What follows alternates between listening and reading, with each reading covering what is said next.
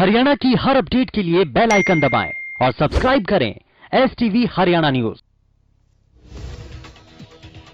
प्रदेश में कोरोना के आंकड़ों में बढ़ोतरी दर्ज की गई। पिछले 24 घंटे में 2011 नए मरीजों की पुष्टि हुई है।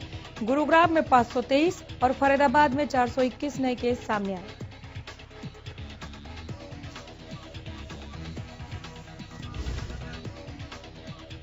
प्रदेश में 24 घंटे में 17 मरीजों की मौत हो चुकी है। इसी के साथ अब तक कुल 1897 कोरोना मरीजों की मौत हो चुकी। हरियाणा में कुल 1,80,424 केस अब तक सामने आ चुके।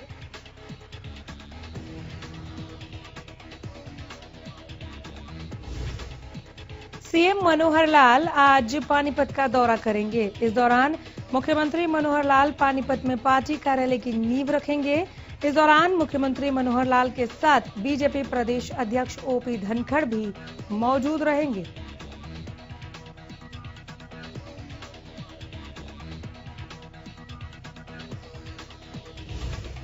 उधर जहरीली शराब मामले पर सरकार का बड़ा फैसला सामने आया है।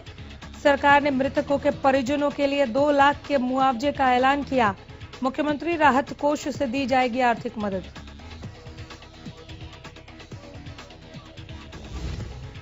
जहरीली शराब कांड पर पूर्व सीएम भूपेंद्र हुड्डा ने कहा कि ज्यादातर परिवार अपनी आय का साधन खो चुके हैं।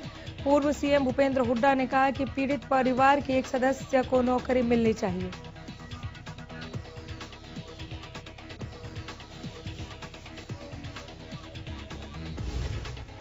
प्रदेश में जहरीली शराब कांड के बाद एक्शन में प्रशासन एक्शन मोड में दिख रहा है।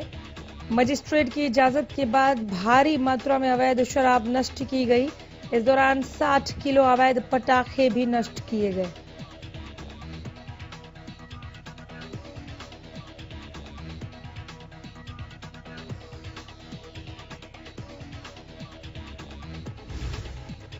लिंगानुपात में सिरसा जिला एक बार फिर प्रदेश में सबसे टॉप पर पहुंच गया है। अक्टूबर महीने में सिरसा जिले में 1000 लड़कों पर लड़कियों की जन्म दर 947 है। प्रदेश में दूसरा स्थान पानीपत जिले का है, जहां 946 लड़कियां जन्मी और 937 लड़कियों के साथ कुरुक्षेत्र जिला तीसरे स्थान पर रहा।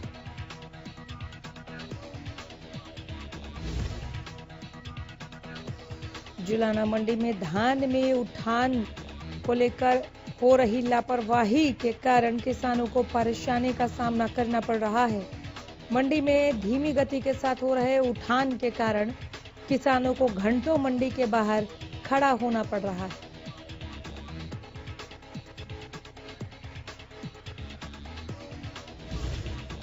इस बीच मंडी में जाम की स्थिति पैदा हो गई। मंडियों में जाम की स्थिति को देखते हुए जिला मंडी एसोसिएशन ने आज मंडी बंद करने का फैसला किया।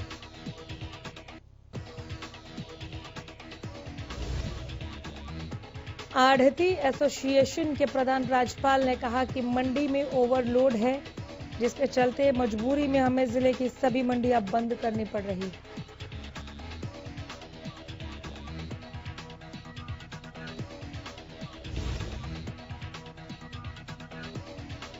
किसानों का कहना है कि उन्हें अपनी फसल लाने के लिए कई घंटे इंतजार करना पड़ रहा है। मंडी में अपनी फसल भी नहीं उतार सकते। मंडियों में प्रशासन और आढ़ती इस ओर ध्यान नहीं दे रहे।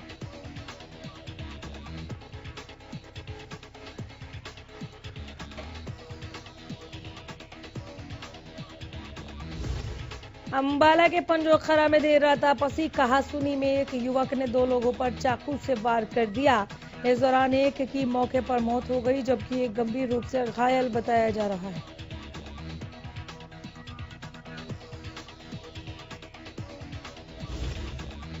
मामले की जानकारी मिलते ही पुलिस ने आरोपी को 24 घंटे के भीतर गिरफ्तार किया। पुलिस अधिकारियों ने बताया कि यह मामला पुरानी रंजिश से जुड़ा हुआ है।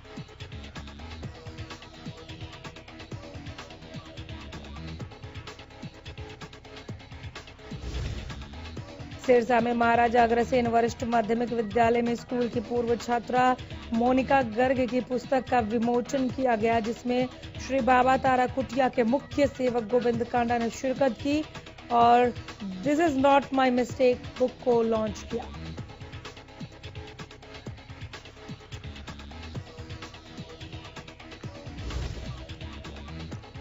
दिल्ली और चंडीगढ़ की तरह हरियाणा में भी दिवाली पर आतिशबाजी नहीं हो सकेगी। कोरोना और लगातार बढ़ते प्रदूषण के चलते प्रदेश सरकार ने दिवाली पर पटाखों की बिक्री और आतिशबाजी पर रोक लगा दी है।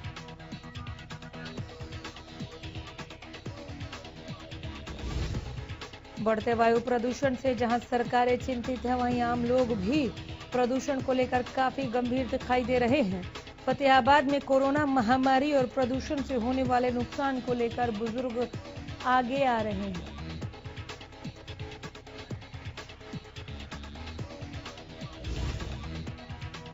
निकिता के लिए 8 नवंबर को होने वाली शोक सभा के लिए प्रशासन ने परिजनों को कुछ शर्तों के साथ बल्लभगढ़ के सेक्टर 2 स्थित कम्युनिटी सेंटर में शोक सभा के लिए परमिशन जारी कर दी है।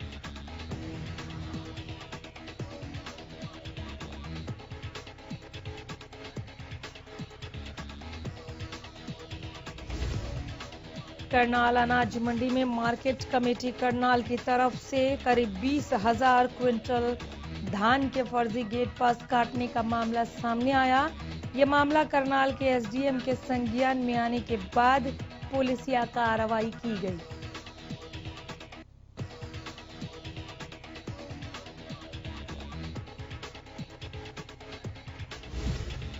सोहना के दौला मार्ग स्थित एक भैंस की डेयरी से 15 कीमती दुधारू भैंसों की चोरी का मामला सामने आया। बताया जा रहा है कि देर रात अज्ञात 15-20 चोरों ने हथियारों के दम पर एक भैंस की डेयरी पर कार्यरत 3 कर्मचारियों को हथियारों के दम पर बंधक बनाकर कमरे में बंद कर दिया, जिसके बाद डेयरी के अंदर से 15 कीमती दुधारू भैंसों को 2 गाड़ियों में भरकर फरार हो गए।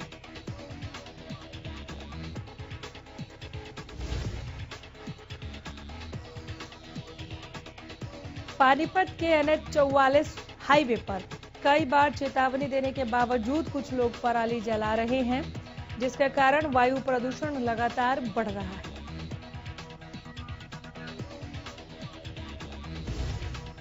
दिवाली के त्योहार में महज कुछ ही दिन बाकी हैं। ऐसे में लोग दिवाली के सामान की खरीदारी करने के लिए बाजारों का रुख कर रहे हैं। इस बीच कुम्हारों को दिवाली से बेहद उम्मीदें हैं।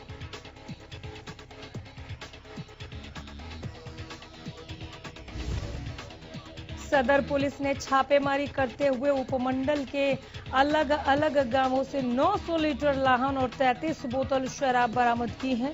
इस दौरान 7 लोगों को काबू किया गया।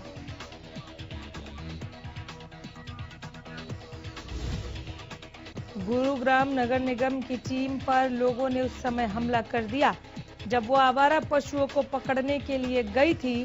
सेक्टर 10 में आधा दर्जन से ज्यादा लोगों ने पुलिस पर पुलिस ने मामला दर्ज किया है।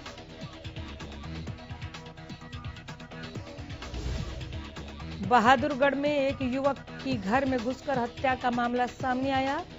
रात के समय 2 अज्ञात बदमाशों ने घर में सो रहे युवक के सिर में गोली मारी।